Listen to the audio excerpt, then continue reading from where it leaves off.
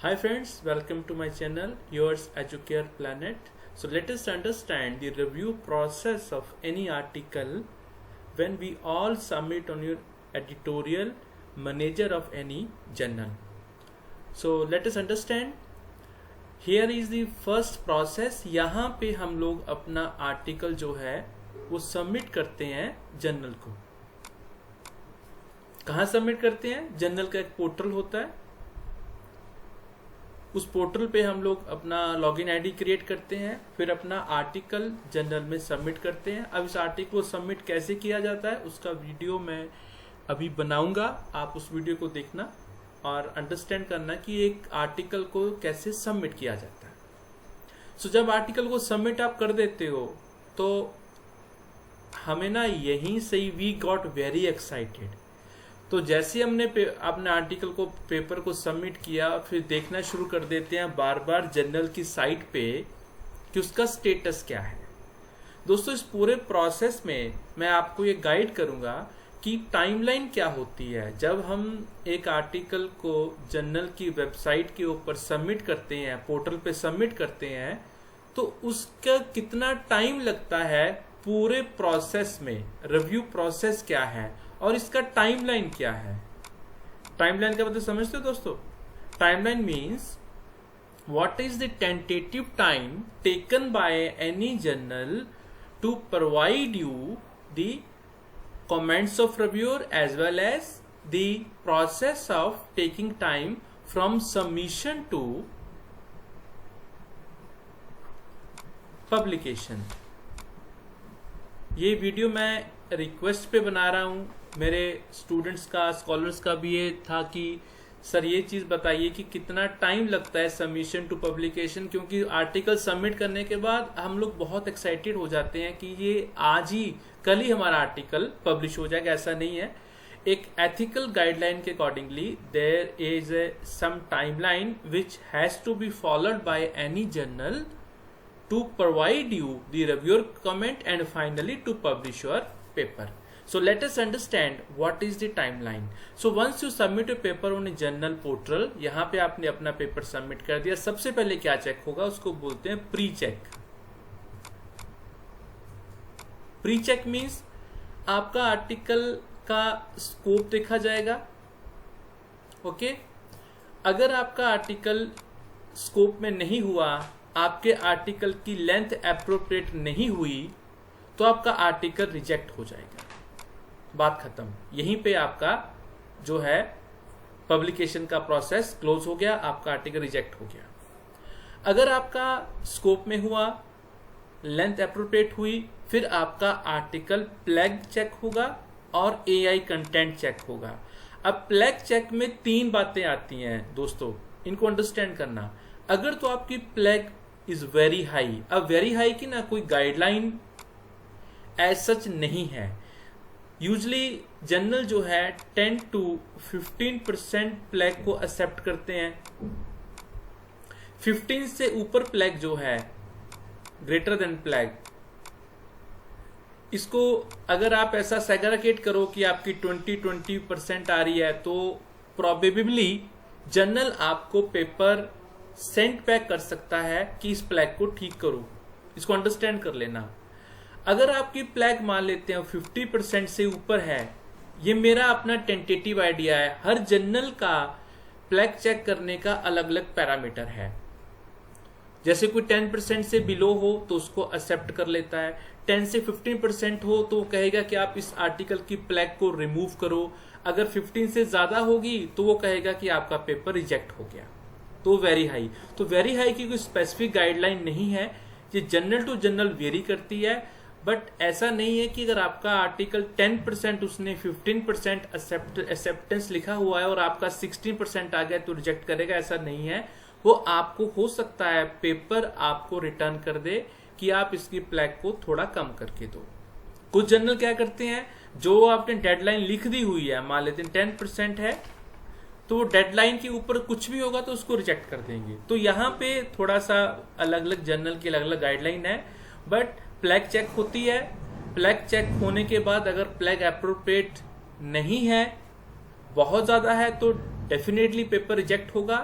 अगर अप्रोप्रिएट है, थोड़ी सी ज्यादा है, तो probably journal will send back your paper to remove your plag और make it under the legible limit. और अगर वो ऑलरेडी ही लेजिबल लिमिट के अंदर है तो आपका पेपर वहां से पास हो जाएगा, प्लैग चेक होगी।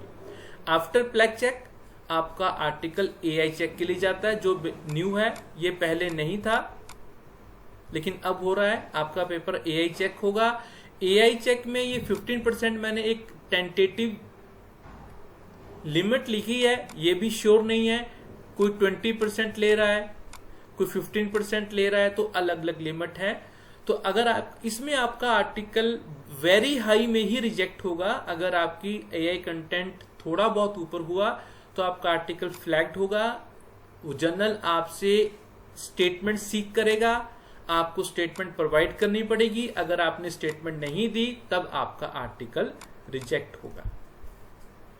अब इस प्रोसेस में टाइम कितना लगा, जो बात सोचने वाली है। सबमिट करने के बाद आपका स्कोप चेक हुआ, लेंथ चेक हुई, प्लैग चेक हुई और एआई कंटेंट चेक हुआ। ये 4 बातों को आप ये देखो ऑलमोस्ट 3 वीक्स लग गए। तो 3 हफ्ते तो दोस्तों आप ये बिलीव करो कि आप कोई प्रोसेसिंग, प्री प्रोसेसिंग में लग जाते हैं। आपके जर्नल में जब पेपर सबमिट हुआ, अभी उसका कोई कंटेंट चेक नहीं हुआ, अभी उसके रेफरेंस चेक नहीं हुए, अभी उसकी लैंग्वेज चेक नहीं हुई, अभी कंटेंट चेक नहीं हुआ। Only and only the paper has been checked in terms of scope, length, plag and AI content. So when you are writing a research paper to submit in any good journal, I request all my friends be very careful as per the requirement of the journal. So if you are submitting a paper and paper is unfortunately not covering the scope of the journal, it definitely will be rejected. No doubt in it. And if its length is not appropriate, even then paper can be rejected clearly. So while writing a paper, I am requesting you, please take care of the scope, length of article, flag, AI content. These are the some very casual things when we are writing a paper, and we generally do not take care of these, and finally when we submit a paper, the journal preliminarily check these aspects to work on our paper. तो ये सारा काम हो गया आपका। उसके बाद अगर आपके सारी चीजें पास होगी तो इसको 3 हफ्ते करीब लगेंगे। With in 3 weeks you get a mail, either your article is out of scope, or your article is very high flag, your article is AI generated is very high, or if not, then you will not get any mail. Your article will now come to the editor. अब ये वाला editor कौन सा है और ये क्या था? ये वो एडिटर है, चीफ एडिटर, जो जहां पे आप सबमिट करते हो, जो प्री चेक करते हैं। ये आपका, इसको हम सेक्शन एडिटर बोल देते हैं और एसोसिएट एडिटर भी बोल देते हैं, जो आपके आर्टिकल को हैंडल करेगा। यहां से आपका आर्टिकल हैंडल होता है दोस्तों इन टर्म ऑफ रिसर्च। ये सारे, ये जो मैं आपको बता रहा हूं ना, दीज आर ऑल एथिक्स, तो जिसको हम ध्यान नहीं करते हैं। स्कोप को देखना नहीं, कुछ जर्नल कुछ कह रहा है, कुछ भी हमने लिखा बहुत अच्छा है, पेपर दे दो, नहीं, ऐसा नहीं करना। आपने सब कुछ ध्यान में रखना। Now paper come to the editor. Editor review your article in terms of your format, your sufficient references, language and appropriate content. I give you one idea. When I am talking about the sufficient references are very, very important. My friends, when we are taking a reference for a particular citation in our research paper, I request you, do not go beyond 5 years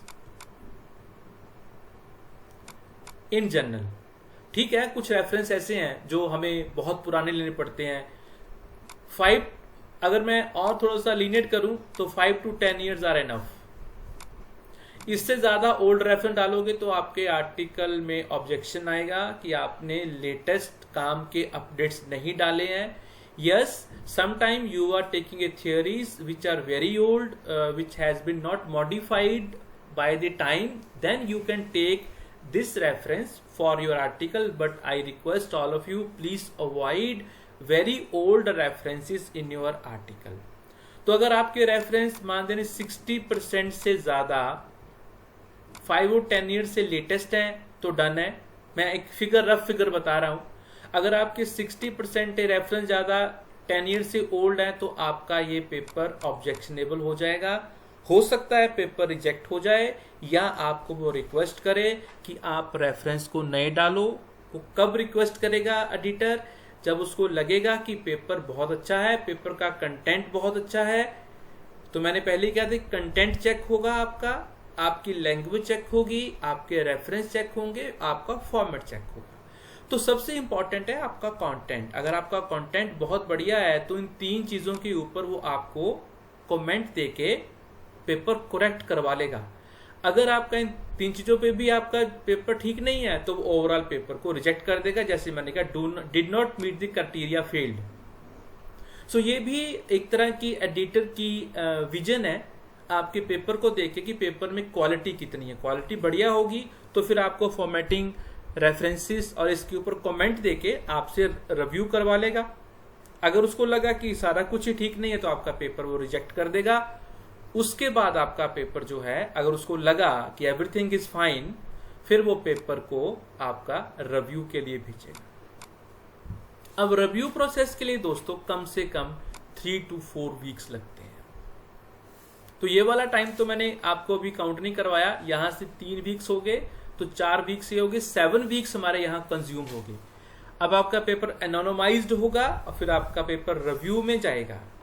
ठीक है दोस्तों, review में आपका paper जब चला गया, यहाँ पे हम लोग पहुंचे थे। रिव्यू में जाने के बाद यहां तक हमारे लगभग 7 वीक्स जो हैं वो ऑलरेडी लग चुके हैं। सबमिट से लेके रिव्यू तक के 7 वीक्स, 7 हफ्ते लग जाते हैं दोस्तों। उसके बाद आपका पेपर रिव्यू में गया। रिव्यू होने के बाद अगर तो रिव्यूअर के कमेंट नेगेटिव हैं, एडिटर को लगा कि पेपर एप्रोप्रिएट नहीं है तो आपका पेपर रिजेक्ट हो जाएगा। अगर एडिटर को लगा कि पेपर एप्रोप्रिएट है तो आप रिव्यूअर के कमेंट रिसीव करोगे। रिसीव करके आपको या तो माइनर रिवीजन होगी या मेजर रिवीजन होगी। तो 3 से 4 हफ्ते यहां आ गए, फिर आपको एक प्रोसेस आ गया। अब मैं आपको बता दूं, ऑथर सबमिट रिवीजन, यहां पे आपको थोड़ा सा गाइड कर दूं। यहां पे नियरली 4 वीक्स का टाइम है। सॉरी, 4 वीक तो एक है, 8 वीक्स, 2 मंथ का, 8 वीक्स, ऑलमोस्ट 60 डेज देता है आपको अपनी रिवीजन सबमिट करने के लिए। तो 8 हफ्ते ये हो गए, 7 वीक्स पहले हमने ले लिए, 8 वीक्स हमारे हो गए रिवीजन सबमिट करने में।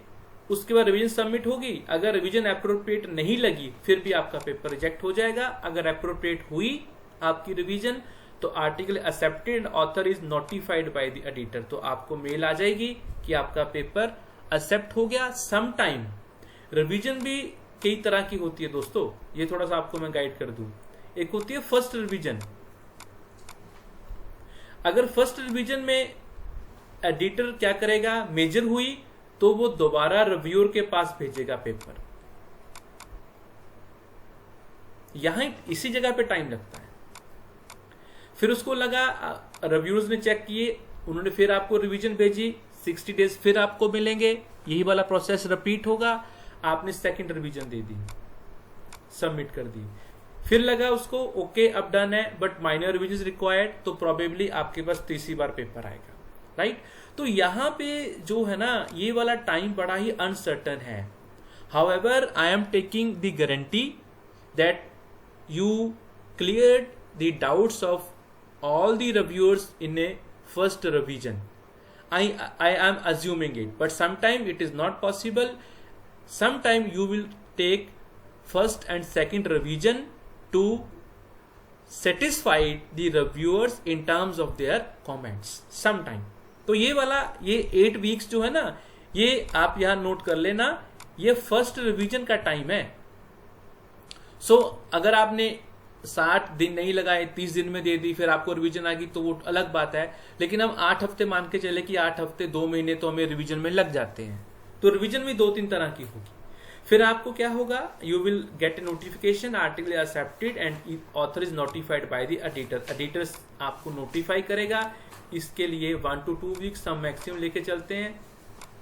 2 वीक्स आ गए, उसके बाद article undergo copy editing for grammar, punctuation, spelling, format, reference style, सब कुछ है वो, उसके लिए भी 2 वीक्स के नियर बाय टाइम लगता है। Then article return to editor and for final checking editing publication. फिर आपका पब्लिकेशन होगा। पब्लिकेशन ऑनलाइन पहले आ रहा है आजकल, और वॉल्यूम में आर्टिकल बाद में जा रहा है। ऑनलाइन तो आ जाता है आपका, तो इस प्रोसेस में भी as per my information 1 to 2 weeks तो you will at least is being taken by the journal to make your article publish. तो यहाँ पे 1 वीक रख लेते हैं। तो दोस्तों लगभग आपको बता दूं मैं 7, 15, 15, 2, 17, 19, 20, 20 वीक्स का मतलब how many months? 20 weeks mean nearly 5 months. तो when you submit your article, submission to publication nearly 5 months तो दोस्तों लगते हैं। ये भी मैंने आपको वो टाइम जो है वेरी प्रिसाइज आपको फिगर बताई है, वेरी प्रिसाइज, कि जहां पे हम लोग जो कमेंट्स आते हैं उनको रिव्यू करते जाते हैं। तो जब आप पेपर सबमिट करते हो दोस्तों, तो उसको बार बार मत देखा करो। Editor, journal are very eager to provide you feedback time to time and again. तो आपने पेपर सबमिट कर दिया, forget about this paper, keep doing work for a next paper, अगले के लिए काम करो, आपको मेल आती रहेगी। तो ऐसे ऐसे आपका प्रोसेस चलता है। So I think everything is clear to my all scholars, my all friends, कि भाई जब पेपर सबमिट करते हैं तो 5 महीने तो मान के चलना कि आपको लगेंगे ही लगेंगे, अगर एक जर्नल पूरा एथिकल स्टैंडर्ड को, गाइडलाइन को फॉलो करेगा। हाँ, बहुत से प्रीडेटरी जर्नल्स हैं, बहुत से जर्नल्स ऐसे हैं जो इन चीजों को फॉलो नहीं करते हैं। वो कह रहे हैं जी आपका पेपर 2 हफ्ते में हम लोग पब्लिश कर देंगे, वो सारा फेक है। Please do not use such kind of journals to publish your paper, वो ऑल आर प्रीडेटरी। मैं इसके ऊपर भी एक वीडियो बनाऊंगा बहुत जल्दी आप लोगों के लिए। मैंने रिसर्च एंड पब्लिकेशन एथिक्स के ऊपर सीरीज शुरू की हुई है। मैं पूरी प्लेलिस्ट आप लोगों के लिए तैयार कर रहा हूं कि हम पेपर को किस तरह से एथिकली साउंड करना है, प्रोसेस को एथिकली साउंड करना है, ताकि आपका पेपर रिजेक्ट ना हो। तो दोस्तों ऐसे वीडियो देखने के लिए आप मेरे चैनल योर एजुकेयर प्लैनेट को शेयर कीजिए, सब्सक्राइब कीजिए और मेरे चैनल पे लगातार बने रहिए। Have a good day.